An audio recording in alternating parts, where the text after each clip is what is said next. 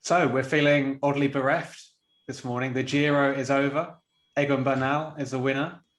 And Filippo Ganna, in one of the least surprising cycling results of all time, won the last time trial in dramatic fashion, nonetheless. What do you make of that final stage, firstly, Joe? Yeah, I mean, it was an interesting final stage for sure, you have to say. Pippo Ganna showing his usual destructive, dominant form in the time trials. And yeah, he made it 5 out of 5 at the Giro d'Italia. An absurd stat. He's started 5 time trials at the Giro and won every single one of them right now.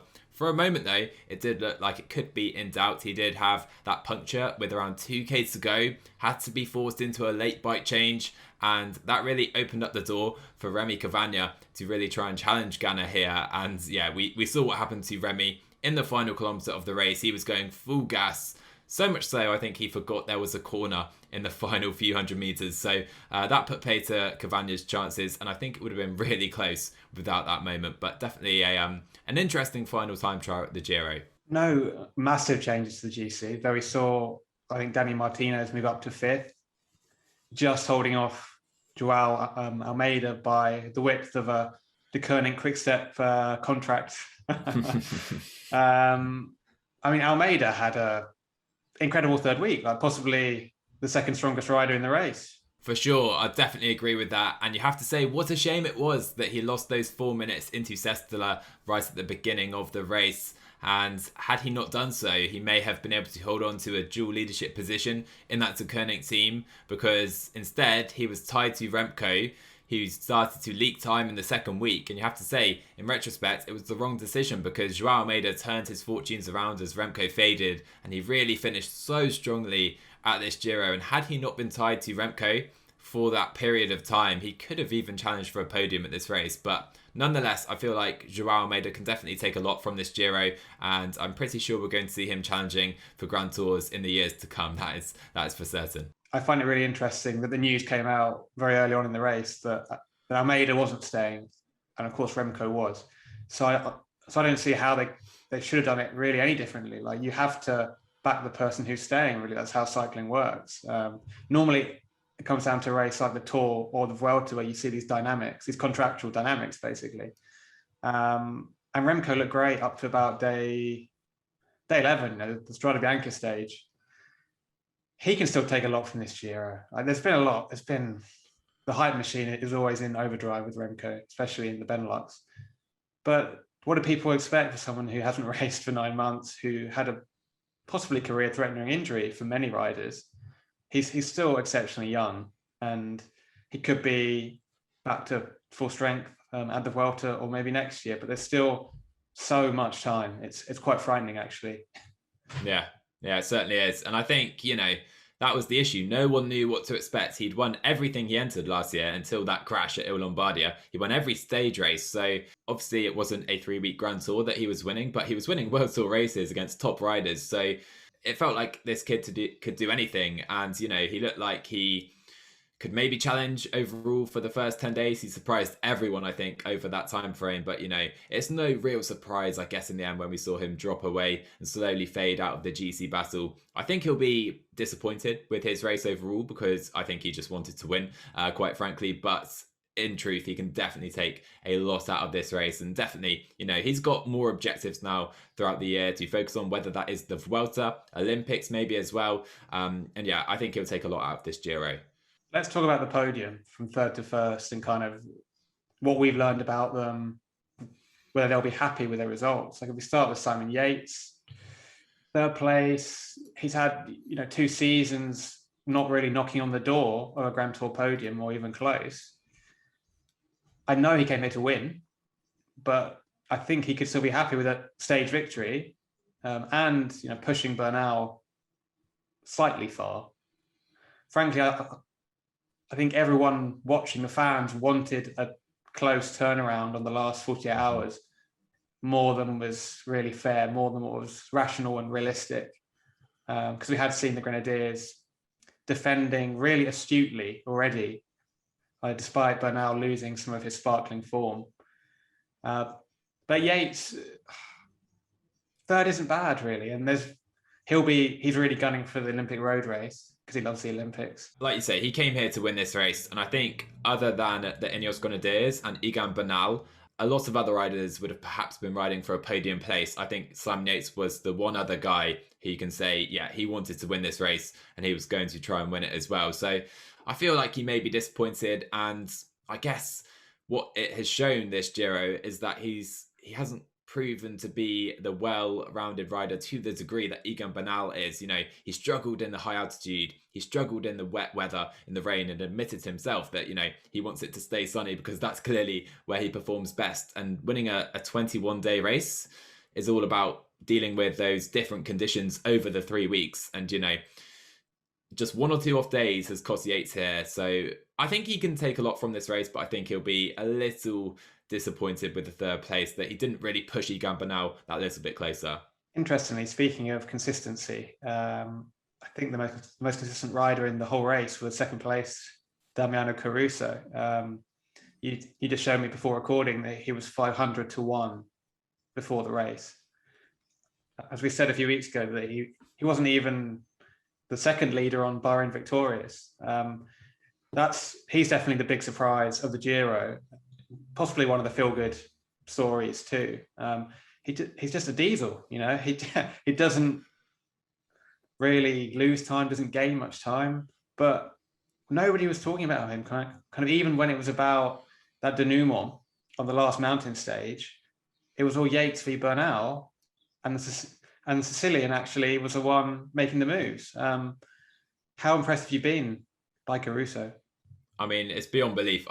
It was awesome to see Caruso race over the 3 weeks so well. You know, he's been a domestique 90% of the past 5 years of his entire career. He's worked for big leaders throughout his career, and he hasn't really been given this opportunity too often. His best place at a Grand Tour, I think, before this race was 8th overall at the Giro, maybe I think 2015, and he'd won 2 races and none at World Tour level, which just shows, you know, how incredible it is how he's jumped to this level, really pushing Egan Bernal all the way. And I think for that reason, people expected him to really just try and consolidate that podium position, but to see him being the aggressor, pressing on, taking the risks on that stage 20 was just incredible, and awesome to see, you know, Pale Bilbao working so hard for him in that role that Caruso has done so often, the domestique, super domestique role. And that moment where Caruso patted Bilbao on the back as Bilbao pulled over to finish his turn before going on to take his first World Tour Grand Tour stage win at the Giro. That was an awesome moment for me at this Giro. So I think, it was just great to see Caruso,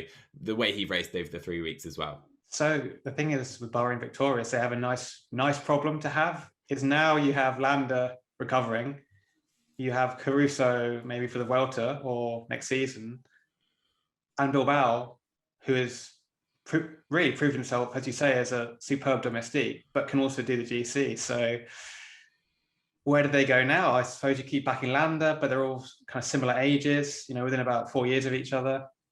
It's a tough one, isn't it? It's a really tough one. I think, you know, you have a strong team. You can either go all in at a race like the Tour de France with all of those guys. I mean, they signed Jack Haig this season as well. He's been a great domestique for Simon Yates recently. Mitchelton Scott, I think they've got Wout Poels as well. So they have a really, really strong mountain team right now at Bahrain-Victorious, which I think we expected anyway coming into this season. But the way Caruso has performed and shown that he can lead a Grand Tour team to a podium finish is just, you know, they've gone to a different level, I feel. And I feel they can challenge for every Grand Tour depending on which riders they send to the race, and just having those dual options with maybe Landa and Caruso, Landa and Bilbao, and maybe having a duo both going for the GC. They showed how crucial that was at this race. If they were all in on Mikel Landa, their GC race was over after 5 stages. So they've got a really, really nice problem, like you say. And speaking of strong teams, we come to Egan Bernal and the Ineos Grenadiers. That is another kind of, I think for fans, it'll be a heartwarming win in the sense that he had that big obstacle to overcome, that he had the back problems, and no one could have been certain that he would have been the same level as when winning the 2019 Tour. I still don't think he's quite as imperious as he was then. And it was in fact quite interesting that he showed weakness, especially in those last 4 or 5 stages in the mountains. But the strength of the team, possibly even their B team, which is terrifying. Like, we were going to choose MVPs, most valuable players, helpers, and maybe we can do that now. But I feel like it has to be someone from Ineos Grenadiers. It's just a question of who. Who do you go for anyway for the whole race?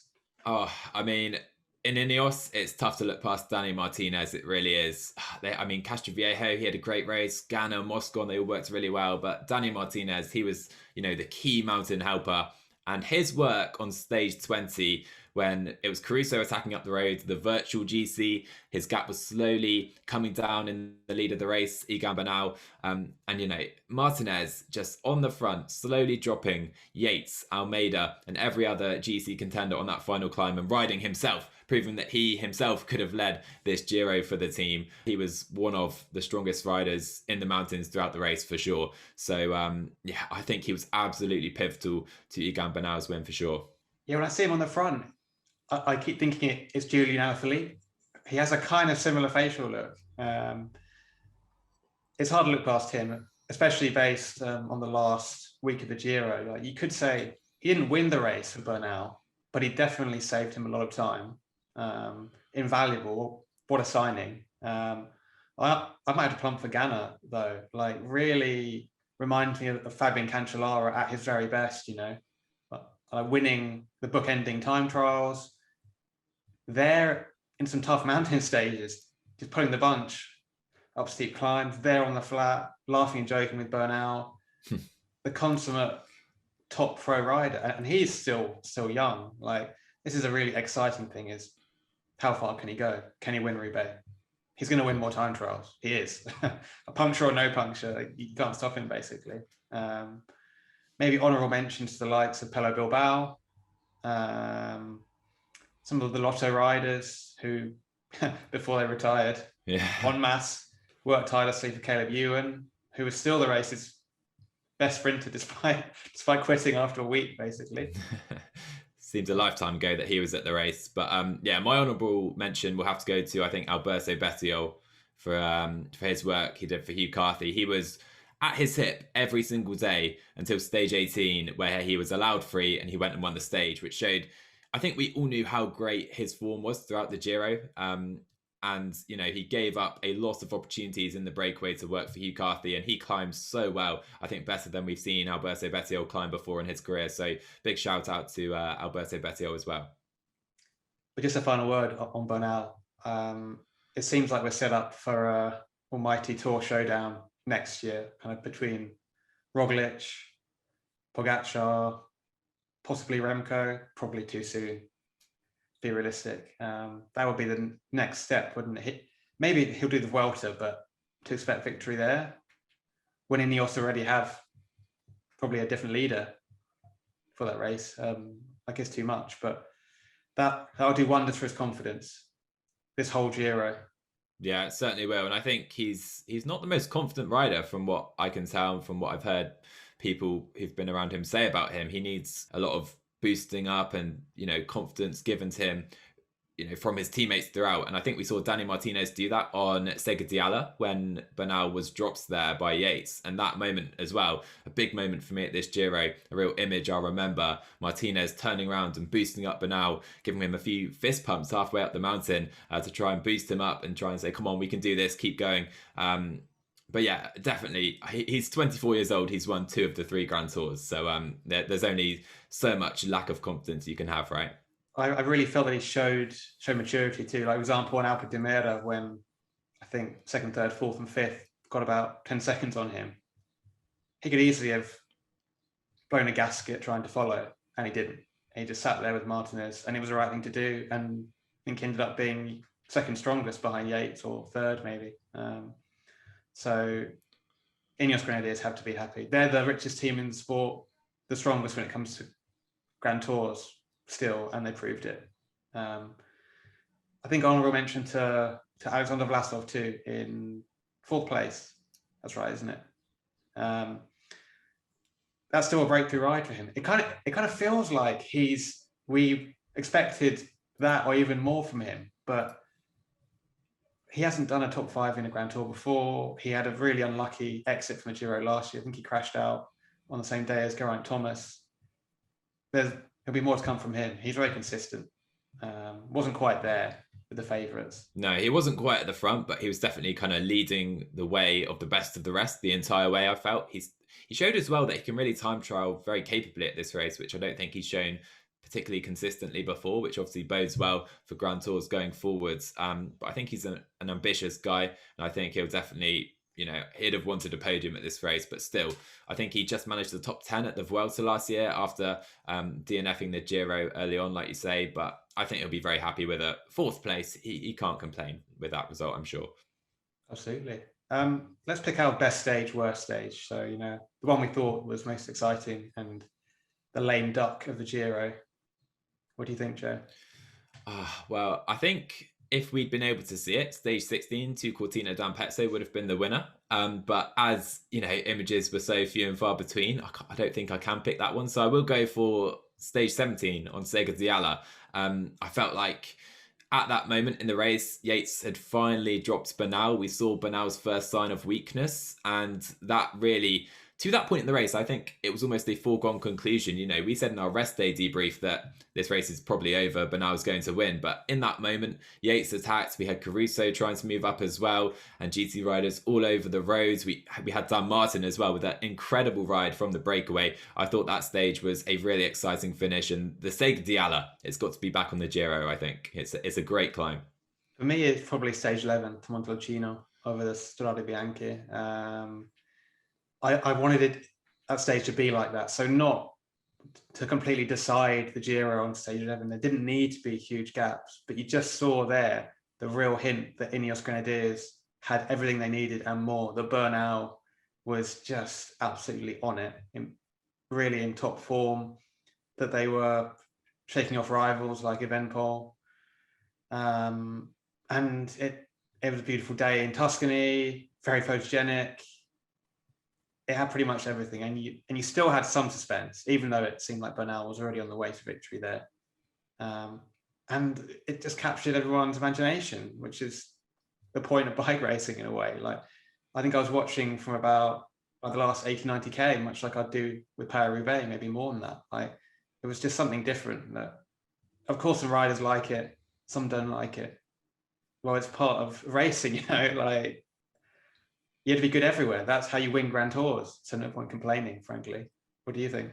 Yeah, that was an epic stage. That was a really epic stage. And like you, I think when we saw it in 2010, the stage to Montalcino, there, it's an apocalyptic day, absurd conditions, massive time gaps. And it was nice that it had an impact in the GC, a clear impact. Remco dropped from second, I think, outside the top 5 on that day. And we really saw who was coming to the fore in that second week. But the fact it wasn't decisive and really set up a closer battle to come in the next stages, I thought that was a really good aspect of the stage as well. And your worst stage? It's hard for me to look past stage 5 to Cattolica when Mikel Landa, Pavel Sivkov both DNF. That was a bit of a brutal stage. You could say it was a blessing in disguise that we saw Martinez come to the fore for Ineos to help Bernal, obviously Bernal as well, and Caruso as well, the way he's come to the fore and been given this opportunity. But at the same time, it's always horrible to see Mikel Landa, Pavel Sivkov crash out, particularly Landa, when he'd shown the day before that this could have been a real opportunity for him to have his best Grand Tour finish. And yeah, that was a gutting moment, I felt, just after he'd shown that great form the day before to Sestala, that we didn't get to see how Landa would go at this race. So I'll go stage 5 for that reason. That was also my pick, to be honest, kind of also for purely sporting reasons, that it was the most run-of-the-mill expected victory, that Caleb Ewan won in regular fashion. Whereas 2 days later, I think he went really early and smoked everyone. And I really enjoyed the bunch sprints of this Giro. We had Tim Merlier surprising everyone. We had, the ultimate heartwarming win for Giacomo Nizzolo after what feels like 1,000 second places. Again, going really early. That it's nice to see that kind of surprising bunch sprinting even. But stage 5 was not surprising at all. I kind of feel like we've talked about the teams that can be happy already. Teams like Ineos Grenadiers, Bahrain-Victorious. Which ones would have hoped for a bit more from this race?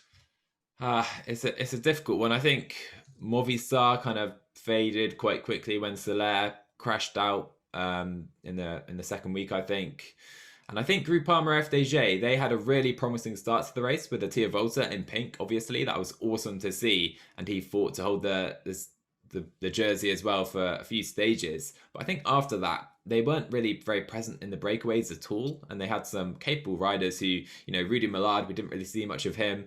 And I felt like their race kind of faded from that moment onwards, perhaps. But yeah, maybe a bit harsh as they did hold the Magliarosa for a couple of stages. What do you think? I think that's fair enough. It's still a kind of a middling French team compared to everyone else here, so they can't feel too hard done by. I was thinking kind of Jumbo-Visma. On one hand, they had Tobias Foss in 9th, kind of doing a Zubeldia. But in fairness, he's probably, well, not quite as big a surprise as Caruso, but he showed great consistency. On the other hand, they would probably have been wanting George Bennett to be there or higher. And he was unlucky. I actually thought that he fought very well, especially in the second week of the race. And Trek Segafredo will be disappointed. Ciccone, very unlucky, was to the fore. Has never shown his prowess as a 3-week GC racer, but he is not the future, but a very viable future for the team and for Italian cycling. Nibali, I still love the way that he races, man. Like, nobody could have expected anything from him, really, recovering from that wrist injury. But he was up the road, shaking things up, even though the legs weren't quite there. You can't ask for much more than that. Like, he's a kind of died in the wall racer, pure racer, isn't he? Yeah, you have to say, Nibali, he always goes down. He never goes down without a fight. I think it was stage 14 when Bennett and Brambilla had that spat up the road in the breakaway. He attacked in the descent and gained a few seconds in the GC. And that's what you have to love about Nibali. He'll never go down without a fight. He always has to try something. But yeah, like you say, Trek, probably a disappointing race. They also have Balkan Mollema. He was up the road fighting for a stage win, trying to complete the trilogy of Grand Tour stage victories. He was unable to do that. I don't think they took a stage win at the race. So they must be disappointing, I think, considering the team they bought here. And maybe as well, UAE Team Emirates. They won a stage with Joe Dombrowski early on. He was another to succumb on the stage 5 that Landa and Sivakov crashed out on. And I think Formula, Gaviria, they couldn't get a stage win after that. Ulysses as well, who usually always wins a stage at the Giro. So I think, post Dombrowski at the race, they'll probably be slightly disappointed as well. Yeah, absolutely. And Ulysses was in my fantasy team. So got minimal points there. Next year, maybe. Let's finish with some Giro randomness. Maybe some of the lesser riders or the things we'll miss, the random things, like having a blue Iolo Cometa jersey up the road seemingly every day is what I'll miss for the last 3 weeks. Actually, kind of on that team, Fortunato was one of the surprises of the Giro. I can't say I'd even heard of him up to that was Oncolon stage, and not only did he win there, in really showing the many faces of a suffering cyclist in the way, but I think he was about 16th overall, and they more than proved their worthiness of racing at the Giro. Contador and Basso will be delighted. Do you know if Contador made it to Milan by bike, by the way, or was that just I think it's still in the planning stages, so I'm not sure if he's going to bottle it or go for it, but I haven't heard much updates on that. I think he'll do it post race. We'll see. But yeah, like you say, Iolo Cometa, if you'd offered the majority of the teams, or at least a good portion of the teams, a stage victory on the Monte Zoncolan and 16th in the GC, they'll probably say that's a fair race for us. So they've come here. A lot of people wrote them off early on and said, this team aren't good enough to be at the Giro. They've got in not based on their team, but they've proven definitely the doubters wrong there. And also shout out for someone like Geoffrey Bouchard. Like I do really like it when a rider goes out and targets a mountains jersey, even when, at times Bernal looked like taking it by default by being at the front. I kind of want some big stages. He's kind of like a David Moncoutier. He's this kind of swashbuckling mountain breakaway man who turned pro when he was 27, which I only realized about half an hour ago when doing some research. It's just really good to see them getting something from the race. AG2R Citron. Or was it Citron 82R? God, I forget these days. Anyway, that was great to see. Victor Lafay, the Frenchies had a great race. Yeah, they did. And Lafay, another rider who a lot of people wouldn't really have recognised before the race. He never won a professional bike race, but he's proven that he's a really capable climber at this level. The way he blew away that breakaway opposition, and I think he put in some good performances as well. After that, I think he put in a solid ride on the Zoncolan as well. So definitely a rider to watch going forward. Well, I think that's it, Joe, for our Giro debriefs. But thanks for your company. And incidentally, Joe's been working every single day on the Giro for Rouleur. Certainly is what it feels like. Doing excellent work for the website. So go to rouleur.cc to see his many articles, opinion pieces, and previews. And I'm sure we'll be back probably for the tour, or maybe sooner. Let's see. Because the tour is coming. I think it's 3 weeks away. Yeah, it sneaks up on you, doesn't it? As soon as the Giro's finished, it's time to look to the tour. So can't wait for that. But first, we'll have a coffee and a lie down. Certainly will. Certainly will. All right. Thanks for watching. And if you like, then buy Rouleur magazine or like and subscribe.